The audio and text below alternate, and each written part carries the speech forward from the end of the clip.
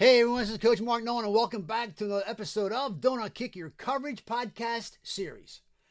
As you can see, I'm wearing my Army Veterans hat as a proud Army veteran, and to all of you fellow veterans out there in advance of Veterans Day next Tuesday, thanks for your service to our country. As you know, my promise since the beginning has been to educate and help parents of high school athletes, and yes, the athletes themselves, in all things related to the college athletic scholarship hunt and the NCAA issues that keep on going on and on. And today is no different. But we're going to take a lighter look at some of the issues. So let's go. Today's episode is called Eggs, Espresso, and yes, Exposure. The $40 billion game no one is talking about. This is what happens every morning when we wake up. Every morning in America, we wake up and someone's arguing about the price of eggs. One side says they're up. The other side says they're down. Someone blames inflation being too high. Someone else blames supply chains. And the talking heads on TV start yelling about what families can no longer afford. But you know what I never hear about? Not one anchor on CNN or Fox or MSNBC has ever said, breaking news, youth baseball gloves now cost more than a car payment.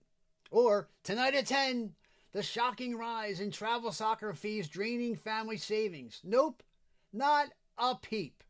Because apparently, the price of eggs matters more than the price of raising an athlete. So here's the $20 an hour $20 Starbucks truth. Mom and dad complain they can't afford rent, groceries, or gas. Then they'll drop $20 at Starbucks on their 6-pump, Fenty stirred, oat milk, goat milk, unicorn milk latte, and bacon Gouda sandwich before heading to the U6 soccer game.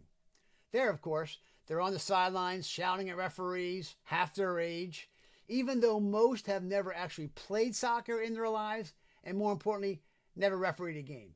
And the ones who did play, well, they're even worse.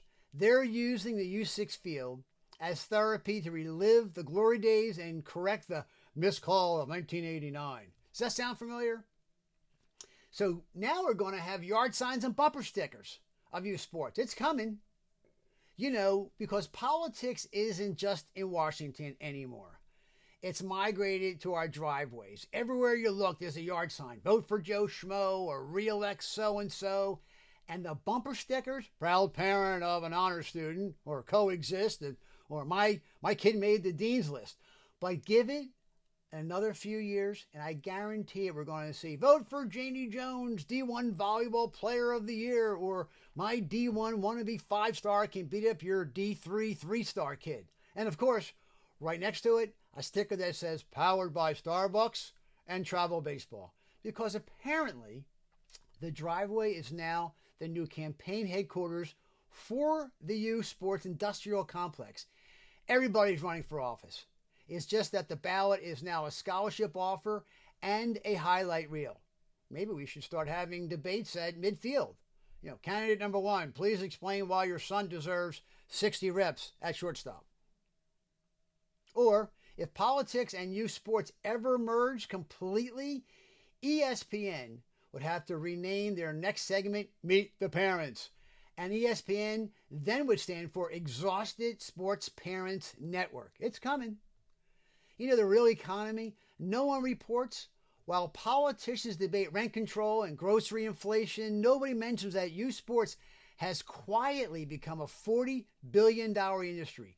According to the Aspen Institute's Project Play, family spending on youth sports has jumped 46% in just 5 years. The glove that used to cost about $99 is now $399. The Elite Showcase costs more than a family vacation. And that's before private coaching, gas, or hotels. Families earning over $150,000 spend 4 times more than those under $50,000.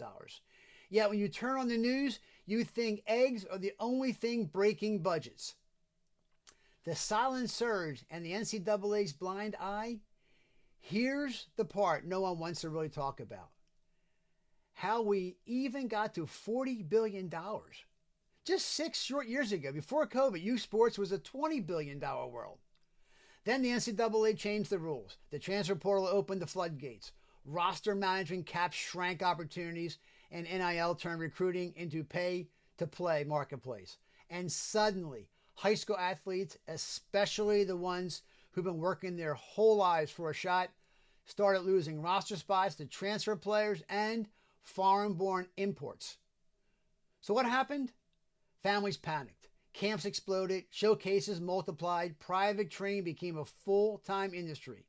The NCAA didn't just rewrite the rulebook, they jump-started the entire youth sports economy. And somehow, nobody's covering that story, except apparently little old me. Because while the pundits are arguing about the cost of eggs, I'm over here watching American high school athletes lose scholarships and parents paying billions trying to chase opportunities that used to exist for free. And now, of course, we have the $97 posers. And just when you think it can't get crazier, along comes a social media superhero with the hat on backwards. You know, the one, hey guys, give me 60 seconds and $97 and I'll get your kid that D1 offer. Really? Really? Your child has been grinding for 10 years on the camp circuit and some new internet genius with a ring light and a Venmo link is suddenly coming to your rescue with a masterclass? Come on. These aren't coaches. They're posers with Wi-Fi. They prey on panic and promise scholarships like used car warranties. I call it the D1 delusion package. Act now while supplies last. Limited seats are out there. Parents, if someone has to shout into a camera and to beg for $97 to unlock opportunities, the only thing they're unlocking is your wallet. The irony of affordability is this. Maybe affordability isn't about money. It's about meaning. We say we can't afford a new home, but we somehow afford 3 weekend tournaments, a new bat, and a matching backpacks. We say we can't afford college, but we'll pay for 4 years of travel ball trying to get college slots. Parents aren't bad people. They're just caught in a system that sells hope better than any political campaign ever could. And the real ROI? If youth sports were a stock portfolio, we'd have to ask, what's the return? Not just in scholarships, but in character and communication, and of course, joy. Because if your athlete is burned out, injured, or bitter by their 17, that's not an investment. That's a write-off. The question isn't, can you afford it? It's, do you know what you're actually buying? For those listening for the first time, back in 2020 when I wrote the first international best-selling book on college athletic scholarships called The Path to Recruiting Success in the New Age of NIL, the Transfer Portal, and Post-COVID Scholarships. Hey, and look, I'm going to give her a 30% discount today. Just send me an email at mnolan@thekickerzone, and I'll send you a signed copy. Heck, it's less expensive than going to Starbucks. So the next time a pundit rants about the price of eggs, remember, no one is talking about the $500 bat, the $400 cleats, or the coach charging $200 an hour for exposure. And that's why I'm here. Because someone has to talk about the real cost of chasing the dream and how to make sure the investment pays off in something bigger than trophies. This is Coach Mark Nolan reminding every parent and athlete you can't finance character and you can't Venmo discipline. So thanks again, everyone. Have yourself a great day and God bless.